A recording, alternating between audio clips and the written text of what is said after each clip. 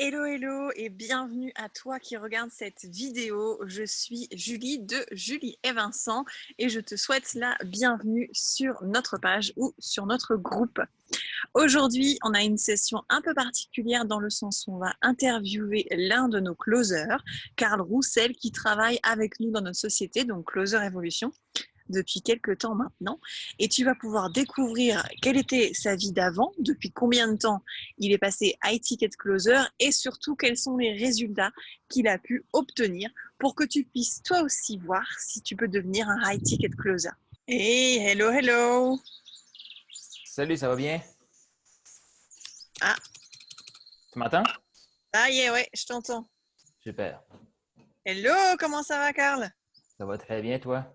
Ben écoute, ça va très très bien, ça va très très bien. Merci beaucoup de prendre du temps sur ton planning pour cette interview, c'est ultra cool, surtout que tu es au Canada. Ben, ça fait plaisir. Merci de l'invitation.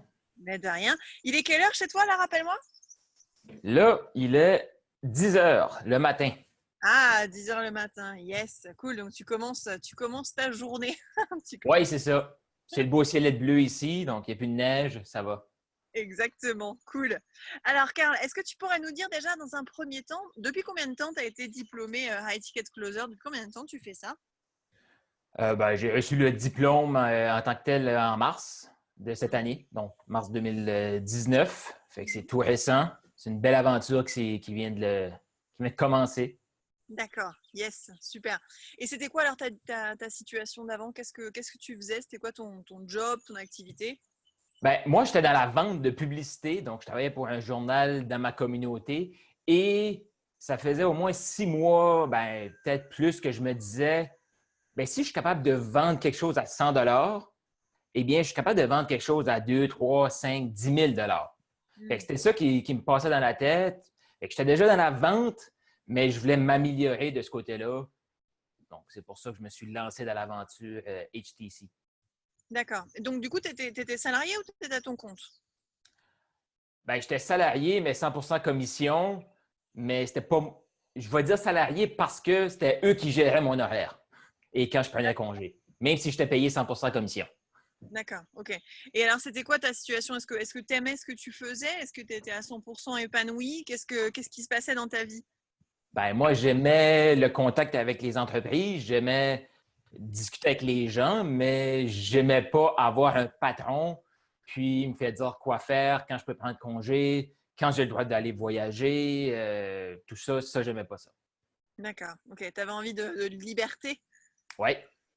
D'accord, ça marche. Et comment est-ce que tu as connu Dan Lok? Comment tu es arrivé jusqu'à lui? Ben, je vais dire comme plusieurs, je crois, j'ai pas nécessairement trouvé Danlock. Danlock m'a trouvé, ou Mhm. vice-versa, je dirais, je cherchais justement, ça faisait quelques mois que je me disais, il doit y avoir moyen de vendre quelque chose à plus. Et comme je suis déjà dans le domaine ben, de la formation et tout, quand j'ai vu ça en janvier, ben, j'ai tout de suite cliqué et j'ai contacté quelqu'un, puis c'est comme ça que j'ai commencé. D'accord. Et c'était quoi ta première impression quand tu as vu un petit peu le programme de Dan Lok? Ben, moi, j'aimais le fait qu'il parlait de confiance financière, de vraiment se développer soi-même, aller chercher ce skills-là, cette compétence-là, qui nous permet d'avoir cette confiance-là, cette sécurité-là. Et comme j'étais déjà dans le domaine de la formation côté finance, de finances personnelles, ben, tout de suite, j'ai dit, il manque ça dans mon équation parce que je parlais de liberté financière, je parlais d'investissement, mais la première clé, c'est vraiment de se développer soi-même. Et une fois que tu as ça, ben, tu vas réussir dans n'importe quelle économie. Fait que ça va me vraiment accrocher. Et j'aime aussi sa façon d'être direct et sa façon de vouloir nous aider à se dépasser. Donc, sa bienveillance face à cette démarche-là. D'accord. Donc finalement, c'est quoi comment je pourrais dire, le petit plus qui t'a fait sortir la carte bancaire pour payer cette formation? Est-ce qu'il y a eu un élément déclencheur ou est-ce que c'est tout ça qui t'a fait sortir ta carte bancaire, quoi? Ben, moi, j'ai fait un peu mes propres recherches. J'ai écouté le webinaire. Par la suite, j'ai regardé les témoignages qu'il y avait. Et ce qui m'a accroché aussi, c'est qu'il était au Canada. J'avais fait Mhm. beaucoup de formations. J'étais tout le temps aux États-Unis. Lui était au Canada. Et j'ai regardé justement les témoignages. j'ai copié un des noms, je l'ai ajouté sur Facebook, je l'ai ajouté comme ami. Il m'a accepté, j'ai commencé à discuter avec lui et c'est en discutant avec lui que finalement j'ai dit oui, je le fais. Là. C'était l'élément déclencheur, c'est de voir euh, la disponibilité des gens qui ont déjà fait le programme à répondre aux questions et vraiment de vouloir aider à tout le monde à gagner. Fait que là, j'ai fait comme, OK, c'est différent de juste un programme que tu suis tout seul dans ton coin puis tu espères avoir des résultats. Il y a vraiment une communauté derrière. Fait que c'est vraiment ça qui m'a accroché. Là. Ouais, t'es jamais vraiment seul dans HTC, quoi. Enfin, t'es jamais Non, seul tout court, en fait. non. Et alors, c'est quoi est-ce qu'il y a quelque chose qui te faisait peur? Est-ce qu'il y avait quelque chose que tu appréhendais en achetant un HTC? Ce qui me faisait peur, chaque programme de formation que j'ai fait ou de transformation comme ça, je sais que ça m'apporte toujours au prochain niveau. Fait que ça reste un peu l'inconnu, tu sais jamais trop. Il y a tout le temps un côté que, est-ce que je mets mon argent à une bonne place? Est-ce que c'est vraiment ça que j'ai besoin tout Vraiment, de ça va suite? faire quelque chose chez moi, ouais. Oui, c'est ça. Mmh. Mmh. Et au bout de combien de temps tu t'es rendu compte que ça allait vraiment faire quelque chose chez toi? Dès que j'ai mis la carte et que j'ai vu les formations qui venaient, le support, j'ai fait, oh, j'étais à la bonne place. Ça marche, OK. Et alors, qu'est-ce que tu as pensé du prix de la formation de Danlock? Moi, c'est pas quelque chose qui m'a arrêté parce que je vais dire, comme je demande souvent aux gens, comment vaut tes rêves? Et moi, la plus-value de cette compétence-là que j'avais dans ma vie, je me disais, tu sais, c'est 2500, c'est rien. Fait que je passe à la caisse, puis, tu sais, c'est rien. On s'entend, là, ça reste un gros montant. Je ne veux pas minimiser l'investissement, mais moi, je suis quelqu'un qui regarde le résultat. Donc, j'ai une vision de ce qui s'en vient avec cet investissement-là. Fait que ça m'a réconforté. Fait que moi, je ne regarde pas vraiment, je ne regarde pas le prix, parce que ça, c'est un peu le côté employé qui va regarder la dépense, le prix. Moi, je regarde l'investissement et c'est vraiment ça que j'ai vu en travaillant avec Dan Locke et en suivant cette formation-là pour dire, écoute, ça va me propulser au prochain niveau. Donc, oui, je le fais. Oui, c'est ça, quand tu fais, en fait, tu as fait le rapport entre ce que ça te coûtait aujourd'hui et ce que ça allait te rapporter plus tard et tu t'es dit, finalement, c'est pas une dépense, c'est un investissement puisque Oui, j'investis pour l'avenir, en fait, c'est ça? exactement. Puis l'autre chose, c'est que tu t'as parlé de que ça me coûte aujourd'hui, mais ça Mhm. m'aurait coûté beaucoup plus cher demain si je ne l'avais pas fait. Dans le Mhm. sens que je n'aurais pas ce que je suis en train de créer là, je n'aurais pas la confiance que j'ai de maintenant si je ne l'avais pas fait. Fait que je regardais l'investissement et maintenant, je vois le coût que ça m'aurait coûté de ne pas le faire. Exact, exact. Et alors, qu'est-ce que tu as pensé de la formation? Une fois que tu avais terminé tout ça, c'est quoi qui t'a le plus plu?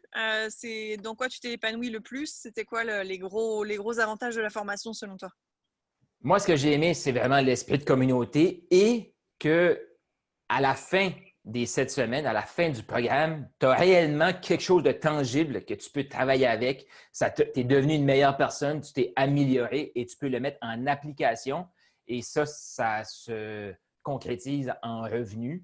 Fait que ça, j'ai aimé ça parce que c'était pas seulement de la théorie, comment mieux penser et tout. C'est, oui, ça te pousse à sortir de ta zone de confort, de ta zone de connu, et ça t'apporte à un autre endroit avec une compétence qui est réellement développée. Fait que ça, c'est vraiment que j'ai aimé dans tout le programme et pourquoi je suis content de l'avoir fait. D'accord. Et c'était quoi le plus difficile alors? Parce que bon, du coup, comme c'est un programme 100% anglais, comme toi, tu es au Canada, je suppose que c'était pas l'anglais, clairement. Mais ça a été quoi ce qui t'a donné le plus de fil à retordre, en fait, dans la formation? Ça, c'est une bonne question. Tu sais, oui, je suis au Canada, mais ma ville, on est 95 francophone. Hmm. Donc, les gens pensent qu'on parle anglais, Ah! tout le monde, mais ce n'est pas nécessairement la réalité. Parce que moi, j'habite au Nouveau-Brunswick, une province à côté du Québec, mais on est 95 francophone. La majorité sont bilingues, donc anglais-français. Ça a été pas vraiment une barrière quand même, parce que je me dis, on est là pour s'améliorer. Et aussi, je crois que c'est quelque chose que j'ai retrouvé dans HTC, comme Dan a un accent. L'anglais, c'est pas sa première langue. Fait, Mhm. je crois que ça, c'est réconfortant aussi. La plus grande difficulté, c'était vraiment un peu comme n'importe quoi, c'est de désapprendre ce que tu as appris pour te reprogrammer et apprendre de nouvelles choses qui vont t'apporter au prochain niveau. Fait que c'est vraiment d'arrêter de t'écouter dans le fond et de passer au prochain, d'écouter ce que Dan dit et de le faire. Fait que, tu sais, je crois que c'est comme dans plusieurs projets, la plus grande limite, c'est soi-même. Donc, ça a été moi à vouloir tester, argumenter, mais finalement, quand tu veux les résultats de quelqu'un d'autre, ben, tu te tais et t'écoutes ce que l'autre a à dire. Et alors, à ton avis, il faut quel niveau d'anglais pour quelqu'un qui habiterait dans un pays 100% francophone? Il faudrait quel niveau d'anglais pour être sûr de pouvoir être diplômé HTC, selon toi? Ben, je ne sais pas qu'est-ce que tu entends par niveau, mais si tu es capable d'écouter un film en anglais et que tu comprends, tu vas comprendre HTC. Parce que, à la limite, si tu le parles très mal, ben, tu vas pouvoir te débrouiller. Il y a quand même une communauté francophone qui est en train de se créer. Fait que ça, il y a du support francophone, mais il faut minimalement que tu puisses comprendre un peu d'anglais. En anglais, ouais. Ce n'est pas des termes techniques. Moi, je dirais que si tu suis un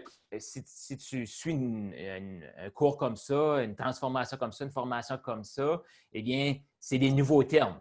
Donc, que ce soit l'anglais ou le français, c'est des nouveaux termes. Il y a des choses que tu ne saisiras pas juste parce que c'est nouveau, pas parce que c'est en anglais. Ouais. Mais encore là, vu qu'il y a un support francophone qui est là, ben, les termes, la traduction est faite. Oui, et puis c'est vrai qu'il y a il y a de plus en plus de Français ou de personnes qui parlent français qui ont accès à HTC. Il y a quelques temps, quand nous on avait commencé, c'était quand même beaucoup plus réduit. Donc c'est vrai qu'il y a quand même un support francophone et il suffit de s'y connecter en fait au final. Ouais. Et maintenant, le plus intéressant, comment ta vie a changé? Quel a été l'impact une fois que tu as eu ton diplôme?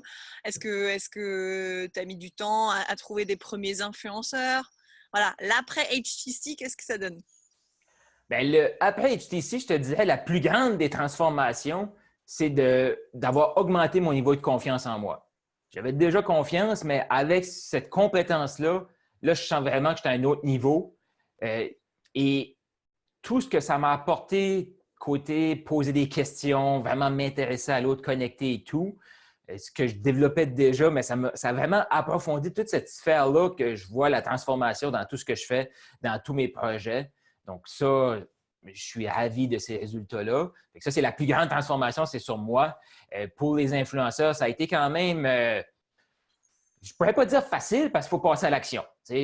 La personne qui va rester derrière son écran, ne parle pas à personne, ben, elle ne trouvera pas. Mais moi, ça a été quand même rapide. J'avais déjà des influenceurs avant même de terminer HTC. Mais encore là, il faut aller vers des gens, il faut connecter, il faut apporter de la valeur. Ça, on apprend tout ça. Là.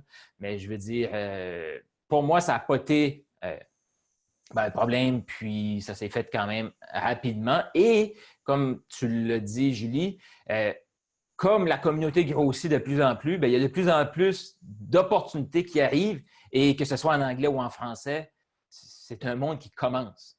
Donc, la personne qui fait comme « Ah, je ne sais pas si je vais avoir des partenariats, parce que pour moi, c'est ça que je vais chercher, des partenariats d'affaires. » Bien, la personne qui va suivre, appliquer et qui va faire le travail, elle va trouver.